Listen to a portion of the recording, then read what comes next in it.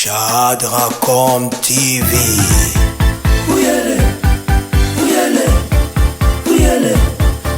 Bien, mesdames, messieurs, fidèles internautes de Shadracom Télévision, ravi de vous savoir nombreux. Bonjour et bienvenue dans cette émission Masolo ya Congo qui vous est présentée par Michel Kaboula. Eh bien, pour aujourd'hui, mesdames, messieurs, nous allons parler sur l'actualité et la situation politique ici dans notre pays. Pour ça, nous avons reçu pour vous monsieur Emmanuel Kabala, qui est le secrétaire général de l'EGEC. Donc, il va le définir lui-même. Donc il est là assis à ma droite, à qui je dis bonjour. Bonjour monsieur le journaliste. Vous allez bien? Oui, très bien. Merci de répondre à notre invitation. Oui, merci à vous autant. Eh bien, comme je le disais au début, vous êtes monsieur Emmanuel, on vous appelle Emmanuel Kabala. Donc, c'est mieux que vous puissiez dire à nos différents abonnés, ou soit à tout le monde qui vous suit en ce net moment, qui vous êtes réellement. Donc, une présentation complète fera une bonne chose. Merci bien. Je suis Emmanuel Kabala Katumba, chercheur en droit et cofondateur de l'association de jeunes pour le veille de la conscience citoyenne, en sigle AGEC. Donc en filigrane, c'est ma présentation en filigrane pour ne pas donner d'autres détails. Également, je suis activiste de droits de l'homme. Donc en filigrane, c'est ça ma personne au fait. Vous êtes activiste de droits de l'homme, ok, chercheur aussi en droit. Oui, chercheur en droit et juriste également. Ah, ok, puisque vous êtes juriste, mesdames, messieurs, avec lui, nous allons aussi aborder aussi s'il y aura des questions juridiques tout au long de cette émission. Nous allons en parler. Comme je le disais au début, mesdames, messieurs, nous allons parcourir l'actualité dans notre pays ici, qui est bel et bien dominée par les 12 millions que le bureau d'âge a demandé pour pouvoir organiser la session extraordinaire du mois de janvier. Eh bien, CCG fait couler l'encre et salive. Eh bien, avec Emmanuel Kabala, mesdames, messieurs, Kabala, pardon, nous allons en parler ici avec lui. Eh bien, nous allons d'abord commencer par votre association. Vous avez dit que vous êtes secrétaire général au sein de cette association. Oui, je suis secrétaire général au sein de cette association. Ok. Oui. Également cofondateur de l'association, donc la même association AGEC. Bon, certes, nous avons reçu votre président ici, oui, je cite Étienne Komou. Avec lui, nous avons parlé de cette association, mais nous aimerions juste de manière brève, donc en parler et tout ça. Est-ce que vous pouvez regarder la caméra et dire les objectifs de cette association?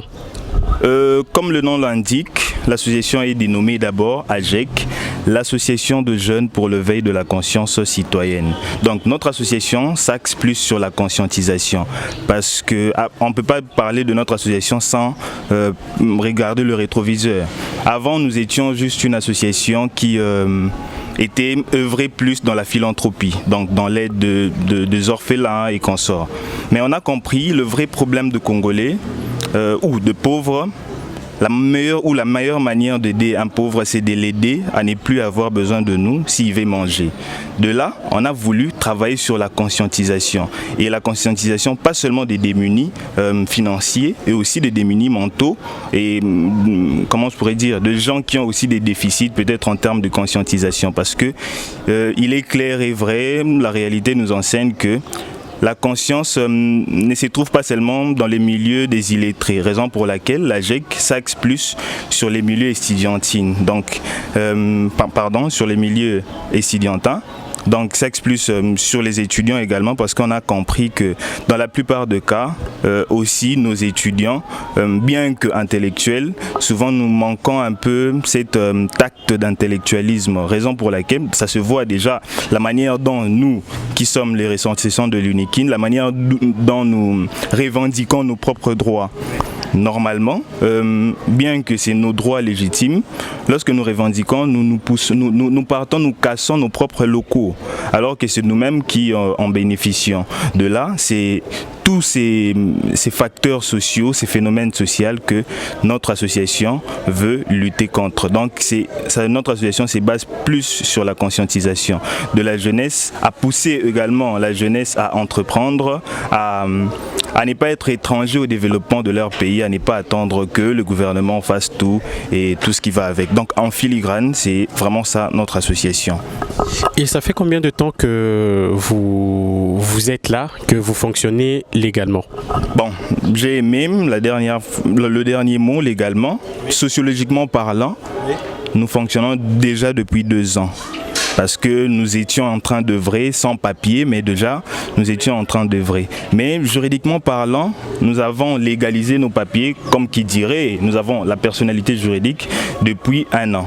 Donc déjà 1 année, nous fonctionnons, nous faisons plusieurs activités et bientôt là, nous allons faire un grand projet à impact visible pour toute la République démocratique du Congo qu'on pourra peut-être avoir le temps d'en parler au cours de l'émission.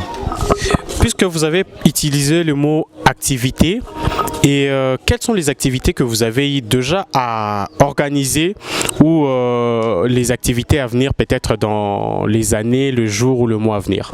Déjà en termes d'activité, vu que nous axons aussi dans la citoyenneté, comme le nom l'indique, l'association de jeunes pour l'éveil de la conscience citoyenne, nous avons travaillé avec Kinbopeto. Nous avons travaillé avec Kinbopeto, mais pas à la cité. Donc nous avons travaillé avec Kinbopeto dans des milieux purement universitaires. Donc notre association était en train de recycler des déchets et tout consort dans des milieux universitaires et on était en partenariat avec Kinbopeto. Déjà à l'Unikin, notre projet avait marché. Et il y a encore d'autres projets en cours. Que nous tenons à remercier déjà le coordonnateur de Kinbopeto, M. Germain Pungu, qui nous a déjà donné l'occasion pour matérialiser ce projet qui sera un projet non seulement de recyclage mais de transformation aussi. Nous allons plus s'axer sur les recyclages de déchets seulement plastiques, sachets et consorts, et de le transformer en braise et en plastique, tout ce qui va avec, aux chaises et tout ce qui va avec. Donc c'est un peu ça. Mais à part cela, nous avons encore des projets, nous avons des projets sociaux, comme je viens de l'indiquer, des projets juridiques aussi. Là, on va peut-être en parler, bien que c'est d'abord un projet, on ne va pas entrer vraiment en détail, on attend la matérialité du dit projet. Ok, d'accord. Vous avez parlé de projet et qui dit projet, il faut un financement, bien entendu. Et vous avez ou bien il y a quelqu'un qui finance vos projets au sein de votre association ou bien c'est jusqu'à présent tout le monde contribue d'abord, c'est entre vous d'abord ou bien il y a certaines autorités qui vous donnent un coup de pouce? Bon, comme toute association, déjà, de par notre statut, nos moyens financiers viennent d'abord des cotisations de membres, également de sponsors et bailleurs de fonds. Et en ce qui concerne nous cotisons déjà depuis longtemps. On a aussi de bailleurs de fonds, de sponsors qu'on a prêté serment de laisser leur nom en anonymat. Mais surtout, ce ne sont pas souvent les politiciens. Mais avec Kinbopeto, ça sera peut-être des administratifs, comme notamment le coordonnateur, il n'est pas politicien, c'est un administratif. Donc nous avons beaucoup de bailleurs de fonds, mais également nous œuvrons avec des cotisations de membres, tout simplement. D'accord, et pour finir avec ces chapitres de votre association, qui sont censés adhérer dans votre association et ça demande quoi pour adhérer dans votre association? Qui sont censés adhérer dans notre association? Je dirais tout le monde, toute personne qui a l'amour de son pays. Je ne dis pas que ceux qui sont dans d'autres associations n'ont pas l'amour du pays, mais déjà de par nos objectifs, nous avons un champ très étendu. Nous acceptons le jeune et aussi de grandes personnes également. Mais qu'est-ce faut-il faire pour adhérer à l'association? C'est très facile. Il faut être déjà muni, acheter une carte de membre, être de bonne moralité. Mais pour plus d'informations, ce n'est pas vraiment très, comment je pourrais dire, catholique de le parler à la télé. Là, vous pouvez toutefois contacter le secrétaire que je suis pour vous donner toutes les formalités y afférentes. Donc, c'est sans pour autant peut-être vous vexer, puisque nous en parlons, il y a peut-être une personne qui est en train de vous suivre en ce net moment qui aimerait savoir, est-ce qu'il y a un coût ou un montant à payer pour avoir, je ne sais pas, pour adhérer, bon, si c'est ce qu'il faut dire, est-ce qu'il y a un prix, un montant qu'il faut, soyez au moins honnête sur ce point, s'il y a un prix à payer? Bon, dans notre association, il n'y a pas de prix à payer pour adhérer à l'association, mais il y a un prix à payer pour être muni d'une carte qui va prouver qui va prouver à suffisance que vous êtes de l'association. Donc pour adhérer, on va rien vous demander, mais la carte est obligatoire. Donc, ça au moins on comprend, Mais par exemple, moi je vais adhérer dans votre association. Présentement là, il me faut combien? Bon, présentement déjà, il vous faut que votre énergie, votre courage, vous venez, on vous enregistre. Pour la carte? Oui, pour la carte peut intervenir après. Mais juste savoir le montant seulement. Ah ok, le montant de la carte se remonte à 5 000 francs. Seulement. 5 000 francs seulement. Déjà, vous allez adhérer, vous aurez la qualité de membre de l'association de jeunes pour l'éveil de la conscience citoyenne. Mais du moins, la carte est obligatoire, mais vous pouvez d'abord adhérer et puis avoir la carte après. Donc c'est un peu ça. Ça ne demande pas grand-chose. Mais pour adhérer à l'association, c'est gratuit. Mais la carte est payante parce qu'il y a des imprimeurs et consorts. Oui. D'accord, merci. Mesdames, messieurs, je rappelle que j'ai reçu pour vous messieurs Emmanuel Kabala. Voilà, et maintenant passons à ces 6 jeux qui fait couler d'encre et salive. Comme vous le savez, hein, donc, le bureau d'âge a demandé 12 millions. Donc ils ont élaboré un budget de 12 millions pour la session extraordinaire du mois de janvier. Et donc beaucoup ont trouvé que non, c'était un montant exorbitant. Et là, nous allons en parler ici avec Emmanuel Kabala. J'espère que vous êtes aussi bilingue. Oui, hein, je suis bilingue. Je parle lingala, français et consort. D'accord, pour faciliter la tâche à d'autres personnes qui sont en train de nous suivre, si on peut être bilingue, ça sera une bonne chose. Eh bien, comme je le disais, dossier à 12 millions, déclaration est salimée belée de part et d'autre. Et est-ce que vous pouvez réagir par rapport à ça? Parce qu'il y a d'autres personnes qui ont dit, surtout Bandekoya FCC, que non, ils ont monté moro, donc jamais vu. Et il y a aussi d'autres qui, le BIC était, ils ont monté haut déjà, à chaque fois que convoque une session extraordinaire, ils ont déjà, bon, il n'y a rien inventé le comme côté, donc ça existe déjà. Bon, c'est référé kaka, na oyo, bango bakutaki. Une réaction par rapport à ça. Donc, prenez tout votre temps, même 5 minutes pour parler de ça. Et il y a d'autres qui disent aussi que non, c'est aussi une façon de créer, ces montants ont été inventés pour créer une crise entre le gouvernement, parce que si au cas où Ilunga refuse de signer ou bien d'approuver ces montants ou de décaisser ces montants, ça va causer, ou soit c'est quelque chose qui va causer une crise entre le gouvernement et le Parlement. Et c'est un peu de balayer tout ça dans 5 minutes. Ok, sans problème. Déjà, il faut rappeler que dans chaque session extraordinaire, c'est légal qu'on puisse allouer un budget pour assurer, je pourrais dire, la vie financière de tous les députés. C'est l'article, je crois, 75 du règlement intérieur. Mais c'est qui... Oui, 65 si je ne me trompe pas. Mais le problème n'est pas là. Le problème n'est pas dans la légalité. Aujourd'hui, le problème, c'est dans chaque son de cloche de chaque parti politique, le problème, c'est dans le coût. Déjà, il faut noter que ce n'est pas ce bureau d'âge qui a prévu déjà, ce n'est pas la première fois, c'était depuis septembre, si je ne m'abuse, depuis septembre qu'on avait prévu que dans chaque session, on va commencer à allouer 12 millions de francs, 12 millions de dollars, excusez-moi. Mais il faut noter que si c'est trop ou si c'est peu, ce n'est pas à nous ou aux politiciens de dire que c'est trop ou c'est peu. Pourquoi? Parce qu'il y a des instances, il y a des institutions bien établies pour partir calculer réellement. Parce que normalement, dans une session extraordinaire, ces argents-là, ça sert non seulement à payer les députés, parce que cet article-là dit que c'est en quelque sorte une prime mensuelle qu'on donne aux députés et à à leurs alliés, donc et tout ce qui voilà, les assistants et tout ce qui va avec. Donc ce n'est pas à moi de dire que c'est beaucoup, parce que encore faut-il, nous en droit, lorsqu'on dit quelque chose, il ne suffit pas de dire, c'est aussi de prouver.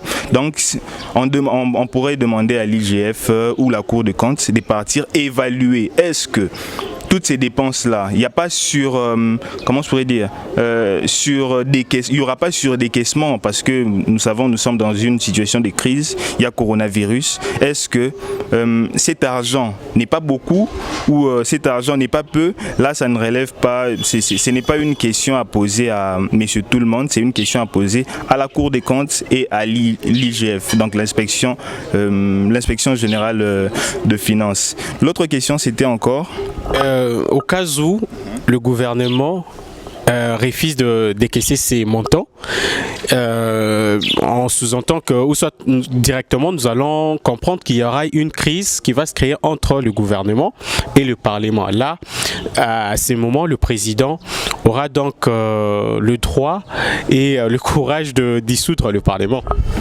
Bon. Il peut avoir le droit, il ne peut pas aussi l'avoir, parce que la Constitution, surtout en matière de dissolution, on demande une crise persistante. Et la Constitution n'a pas défini c'est quoi la crise persistante. Est-ce que la crise persistante doit durer 1 mois? On ne sait pas, nous tous. Donc c'est quelque chose que seuls les... Il n'y a pas une durée définie, on dit juste la crise persistante. Ça dépendra de la définition du président de la République, sa définition qu'il a d'une crise persistante. Parce que d'autres personnes vous dira que la crise persistante, ce n'est pas qu'une seule fois, que si le gouvernement une seule fois refuse de décaisser, non, peut-être plusieurs fois. Là, si ça persiste, d'autres personnes vous dira que non, depuis longtemps, depuis le début, déjà il y avait quoi entre le gouvernement et tout ce qui va avec, donc il y a crise persistante. Donc c'est un pouvoir discrétionnaire du chef de l'État, c'est lui qui va définir la crise persistante pour dissoudre. Mais moi je crois que dissoudre, ou sinon, je ne sais pas moi, l'Assemblée ou le gouvernement, lui pousser à démissionner, je ne crois pas que ce sera une solution.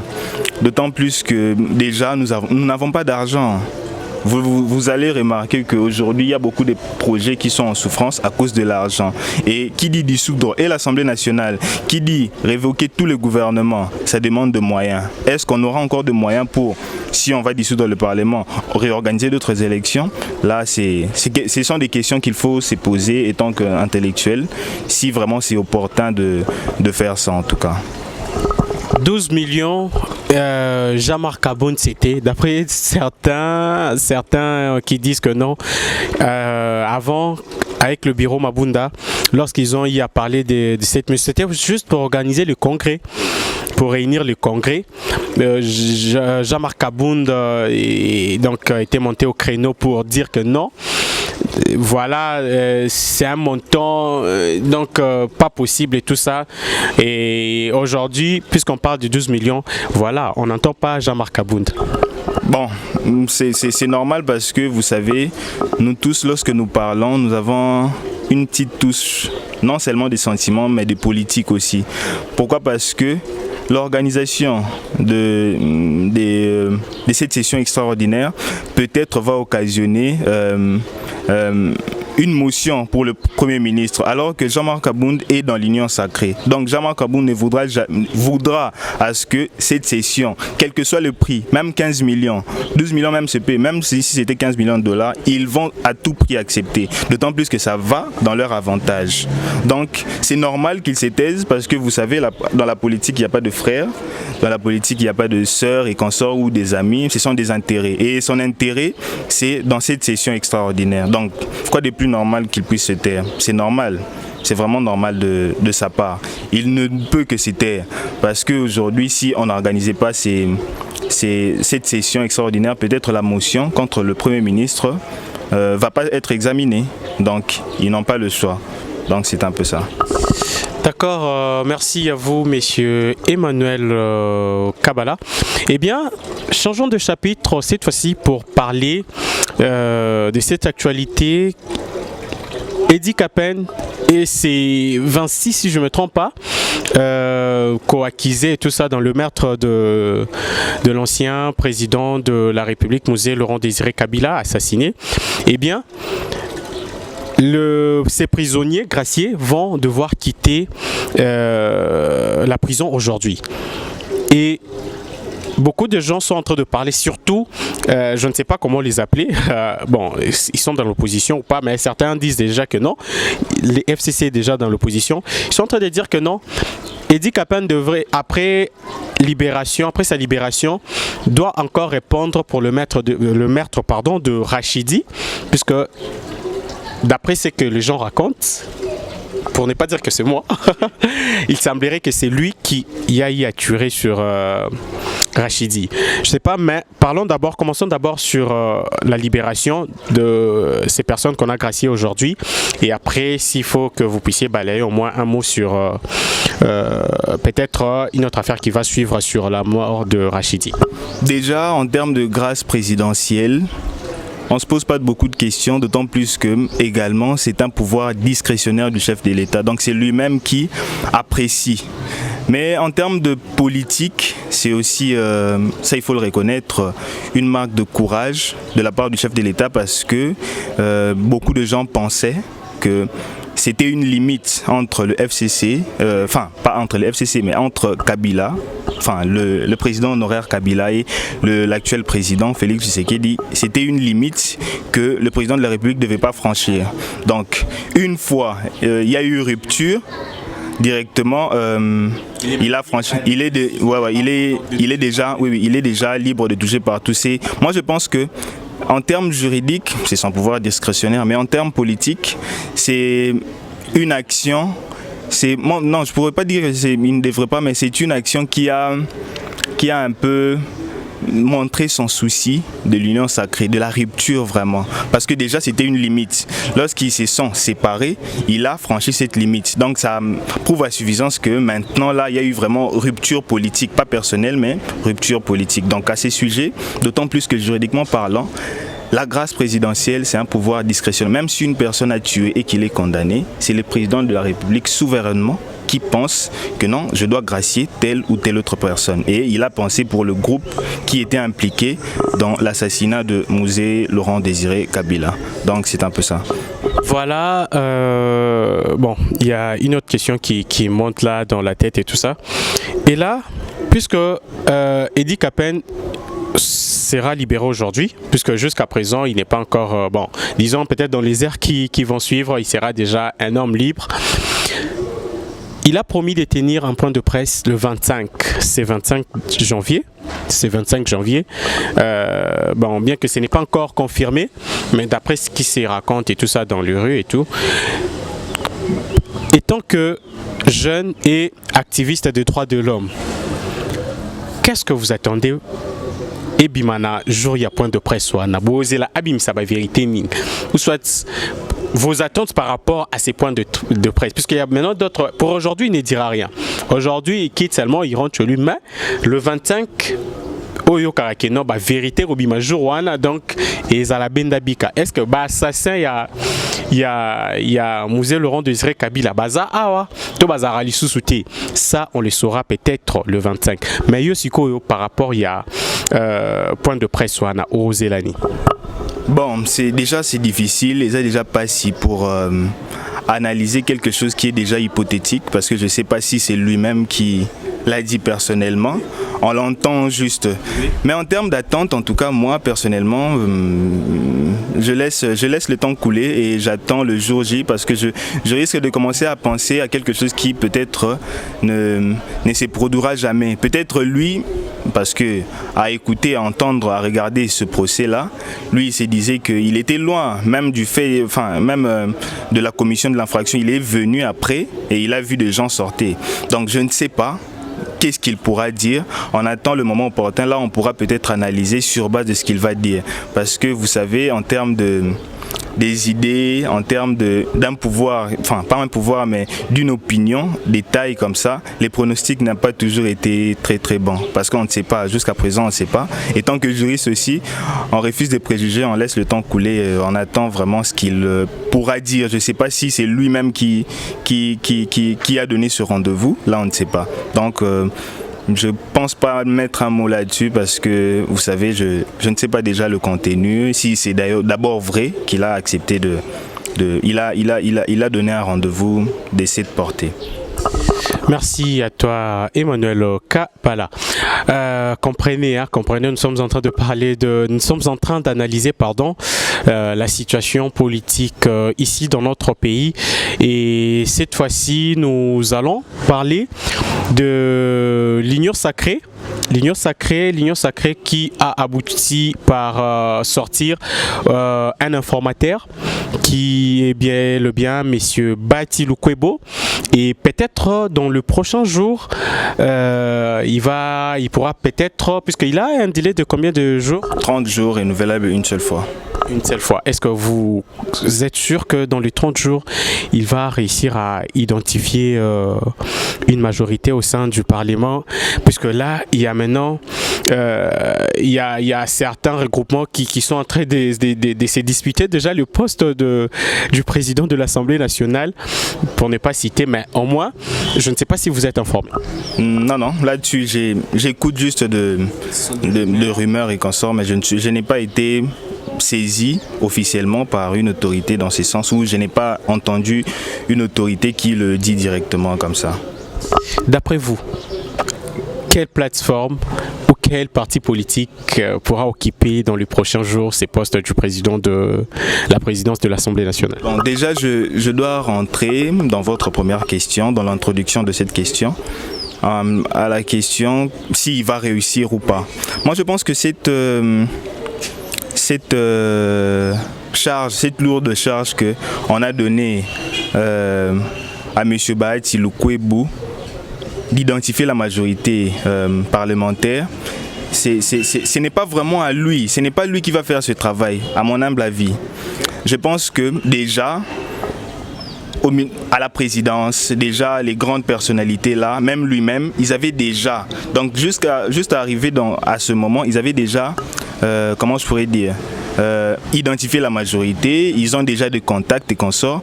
Monsieur Bati est juste là pour, juste légalement, être informateur. Légalement, normalement, on devait avoir un informateur et tout, parce qu'il y a eu des réunions, vous savez, avec le président de la République lui-même. Pourquoi? Parce qu'il y a un informateur. Pourquoi le président de la République va encore recevoir les députés? C'est lui-même, Bati, qui devait commencer à faire des contacts. Donc moi, je pense que lui, il est juste là, d'une manière protocolaire, il ne va rien faire. Il va juste on va juste lui donner les cahiers des charges pour directement dire si la majorité parlementaire a été identifiée ou pas. Donc en filigrane, c'est cela. Mais en termes de présidence, en tout cas, ce qui est sûr, c'est que je crains aussi avec l'Union sacrée, plus il y a de poids lourds, plus il y a dispute de poste. Et aujourd'hui, je crains fort, c'est une belle initiative bien sûr, mais je crains fort que ça ne puisse pas marcher, d'autant plus qu'il peut y avoir une crise de leadership, comme c'était le cas avec le FCC. Même Bati, il a quitté le FCC tout simplement à cause de crise de leadership, parce qu'on ne l'avait pas donné tel ou tel autre poste. Donc ce que je crains vraiment sur l'Union sacrée, si vraiment ils vont exécuter, ou sinon ils ont vraiment le souci, ou ils ont cette maturité là, comme c'est partout ailleurs, d'accepter deux fois aussi de ne pas avoir des grands postes, parce que c'est pas tout le monde qui serait, il n'y a qu'un seul ministre de l'Intérieur, il n'y a pas deux. Donc si peut-être moi je visais le ministère de l'Intérieur et que je n'ai pas, il faut que j'aie peut-être cette maturité d'accepter, de se contenter de ce que j'ai pour l'avancement de notre pays. Et ça, j'en doute fort que nos politiciens ont cette maturité, parce que nous avons déjà plusieurs jurisprudences, enfin je dirais jurisprudence c'est plus juridique, nous avons plusieurs situations pareilles dans le passé, nous avons vraiment plusieurs situations pareilles dans le passé. Donc voilà, je crains fort que ça puisse marcher, tout simplement pas sur l'idée est peut-être bonne, mais sur la crise du leadership.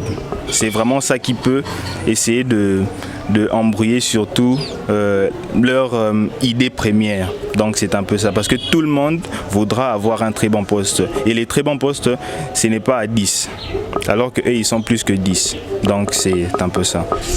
Merci à toi Emmanuel Kabala. Et d'autres ont l'Union sacrée Conventure les FCC Cash, donc mais avec une autre appellation. Bon, ça n'engage que sur, il y a aussi certaines personnes, il y a aussi certaines pratiques, il y a aussi certaines au FCC que vous savez comment les intellectuels sont en train de la queue pour bien on le voit aussi à l'Union Sacrée. Oui, Avant d'entrer avec le chef de l'État, ils étaient que tous ces députés, donc tout le monde. Donc on craint fort que ça ait la même idée que l'Union Sacrée normale. C'est censé d'amener une autre couleur. Nous avons toujours en fait de recul et consorts être là avec nos vieilles habitudes que de créer encore d'autres embrouilles. Le groupe de l'ancien Kabila de quitter la navette, le FCC pardon. Là nous avons vu le FCC dernier Anga a été reçu. Bien qu'il a dit que non, diction du chef, il est en train de pour là où il chapeaute ligne de donc c'est dans ses keufs et de cette entreprise. De l'État lui a demandé si adhérer, a bien dit que non, il allait réfléchir avec sa base et puis venir la donner après. Est-ce que vous ne voyez pas Lambert Mende quitter? Bon, c'est difficile, hein, c'est difficile. Ils ont des personnes qui ont eu des idéologies consorts, mais ce qui est sûr, rien n'est impossible. Là, à quitter l'UDPS, Lambert. Mais il y a d'autres qui disent que quitter sauf Lambert Mende. Ça dépend que d'eux. Hein. Si qu'il y a la politique, se dit le professeur Odimo Magique, où il y a des formations à chaque instant. Comme le professeur Njoli, point de presse, une personne peut être liste pure et dure, change directement. On peut s'attendre à tout, mais c'est vraiment difficile que Lambert Mende. Dire que c'est l'ingratitude, mais M. Lambert Mende puisse FCC. C'est vraiment difficile. Merci. Fin de Solo et à Congo, les grandes lignes de l'actualité du Congo. Là, nous avons parlé des lignes. Emmanuel Kabala, la libération de l'île, avec lui également, offre rien. Et vous attendez quoi pour adhérer à... Bon, je me préfère mieux dans ma scientifique pure. Donc, à venir, je pourrais consacrer mais à la politique.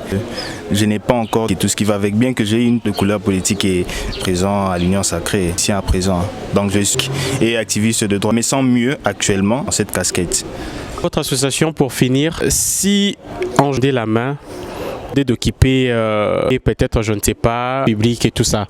Donc, allez-vous... Bien que ce n'est pas encore à l'ordre, vous avez proposé, et si l'association, non pas mission, mais par exemple d'accompagner, nous partageons l'exemple de Kinbopeto. Là, on peut adhérer. Ça, je partage de même. Total, mais échec. Oui, pas total, parce que vous verrez que mission substantielle dans de la route, parce qu'il y a des poubelles. Total, c'est champ en tout cas. Donc il y a échec. Bien être, je pensais qu'on voudrait un moment, mais vous accordez 5 minutes, 5 Kinshasa Bopeto. Les images sillonnées, vous avez été reçu par l'État, Vidi et Chimanga. Bon, c'est pour parler population sur Kinbopeto. Là où ça m'a et on avait jugé bon, Kinbopeto c'est bien, belle vision, mais on enseigne que ce projet n'a pas vraiment marché normalement. On a parlé d'un projet qui tellement un moyen, l'exemple les poubelles, mais un moyen juridique. Parce que le vrai problème aujourd'hui. Ça est le problème aujourd'hui chez les Congolais. Bien que à Kinbo cyclage, si les poubelles sont, les camions viennent en retard, mais c'est pas le vrai problème, c'est nous. Il peut y avoir une poubelle. Déjà dans notre mentalité que jeter nos déchets, nos propres déchets. Nous savons très bien que ça paye.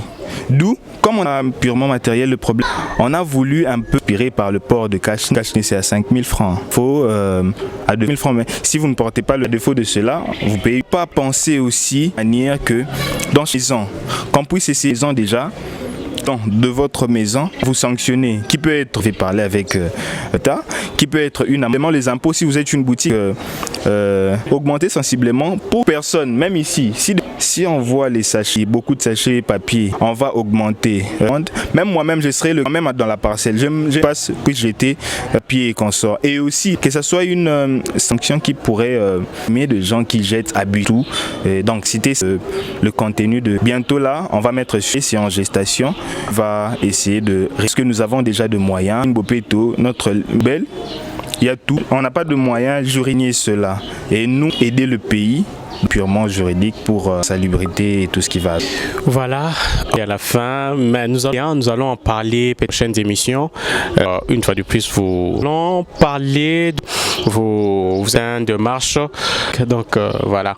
Il y a un mot de la fin, mais avant de ce qu'on appelle un... Oui. soit non, soit vous choisissez une entre deux. Pas Intermédiaire. Eh bien, que l'on puisse clôturer. Je dirais d'avoir accordé à la pour partager. Je donne une personne à tout jeune qui, comment je pourrais dire, mission et consort, association de jeunes pour le veille de l'avoir ou pour avoir. Déjà, nous avons une page Facebook, AGEC, et aussi 081. Ensuite, vous allez pas savoir de quelle formalité à faire pour association.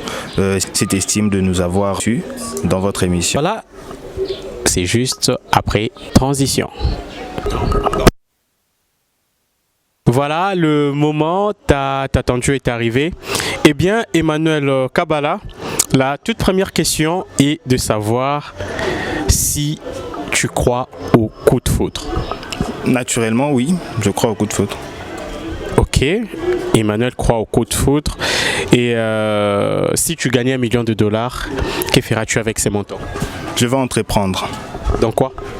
Dans plusieurs projets. Je vais d'abord commencer surtout à un projet à impact visible pour aider toute la population, à un projet d'insalubrité. Donc on va commencer à recycler les déchets plastiques, sachets et consorts, les transformer et commencer à avoir une industrie, comment je pourrais dire, une industrie qui va commencer à fabriquer de braise, charbon combustible, non seulement ça, de chaises en plastique, de tables, tout ce qui va avec, donc tout ce qui est plastique.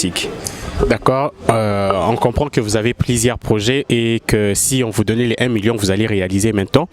Et la troisième question est de savoir, c'est quoi votre boisson préférée? Pas l'eau en tout cas. De l'eau, hein? Non. De l'eau, c'est mieux. De l'eau. Le Maltina. Qui supporte le plus tes caprices? Ma mère. Emmanuel. Oui, ma mère. Emmanuel. D'ailleurs, c'est la personne qui supporte le plus mes caprices. Au-delà de tout. Il n'y a aucune autre personne. Non, il y a d'autres personnes, même vous. Vous supportez aussi mes caprices, peut-être il y aura peut-être de quoi et tout ce qui va avec, vous allez supporter. Mais principalement, c'est ma mère. Bon, nous allons faire ceci. La toute dernière question. Il faut être honnête avec nous, hein? Ok? Sans problème. D'accord, il faut être honnête. Voilà, merci parce que vous êtes honnête. Qui fait battre ton cœur? Il faut regarder la caméra. Il faut nous donner son nom. Je ne sais pas s'il faut donner, mais il faut donner son nom. Qui fait battre? Moi, je ne demande pas une personne, je dis juste donner les noms. Qui fait battre ton cœur? Alphonsine Monja Osako, c'est ma mère. Emmanuel, tu es sérieux là? Donc tu as regardé la caméra pour dire que c'est ta mère qui faisait battre ton cœur? Je suis véridique, excusez-moi pour ça, je dis toujours la vérité. Donc c'est ta mère qui fait battre? Bon, d'accord. Puisque peut-être je n'ai pas bien posé la question, mais je vais reformuler. Bon, elle existe ou pas? Oui, elle existe. Elle existe. Je parle de celle-là. Oui, elle existe. Celle-là, c'est vague. Il y en a plusieurs, mes sœurs existent. Ah, vous en avez plusieurs? Oui, mes sœurs existent, mes cousines et tout ce qui va avec. Ok, d'accord, merci. Je pense qu'il a été clair. Il a pratiquement répondu à toutes nos questions. Donc voilà. Eh bien, nous en profitons de ce moment pour souhaiter un heureux anniversaire à celle qu'on appelle Charité Odia. Charité Odia, faut me regarder, regarde-moi bien. Je te souhaite tout le bonheur du monde et une très longue vie à toi. De la part de Kevin Art Design, il m'a tellement dérangé, il m'a dit non mais c'est son jour quand même, donc un souhait sera une bonne chose et elle sera très contente. Je suis sûr que tu es heureuse et on va venir manger les tabac. Je sais pas, je t'invite aussi, on va aller manger les tabac. Voilà, donc quant à moi, je vous dis merci. Merci d'être scotché et tout ça à Chatracom Télévision et Congo Motema TV. Merci Nabino Nyonso Bozalakana pour Rolanda Bisso. Merci de botiquer la Bisso ba commentaire. Merci Nandenge bo like kaka. Donc s'il faut les dire comme ça, ko like et ko aimer. Voilà, page Nabisso Chatracom Télévision. Et je ne peux pas finir cette émission sans pour autant remercier l'autorité morale de la presse congolaise. Il n'est pas ici, il se trouve bel et bien aux États-Unis, précisément à Dallas. Messieurs Chadrick Kassongo ainsi que la boutique Choukrani, merci à vous. Merci de nous faire confiance. Merci aussi au cordon Paul Poyi de nous faire confiance. Et ça sera un geste, hein, ça sera vraiment un geste assez. Je ne cite pas ces 3 noms. Je commence par Diengoma Tonto H et Jojo Luboya depuis la commune de Bandalungwa, autrement appelé Mutualita. Et pour finir aussi, mon ami les Chinois, Fatal Grace Mangoma. Je vous retrouve prochainement. Je ne sais pas, vous avez une personne à dédicacer rapidement, puisque 1 minute, une personne, 2 personnes. Une personne, 2 personnes. Je pense déjà à Carly Cooks, le coordonnateur de Main dans la main. Et je pense également à Ignace Tchenga, le coordonnateur et fondateur de l'association APM. Donc ce sont les gens que je dédicace. Voilà. Quant à moi, je vous retrouve prochainement. Le rendez-vous est pris peut-être demain ou après-demain, mais ça sera soit dans Masolo et à Congo, soit dans Question de savoir. Merci et bye bye.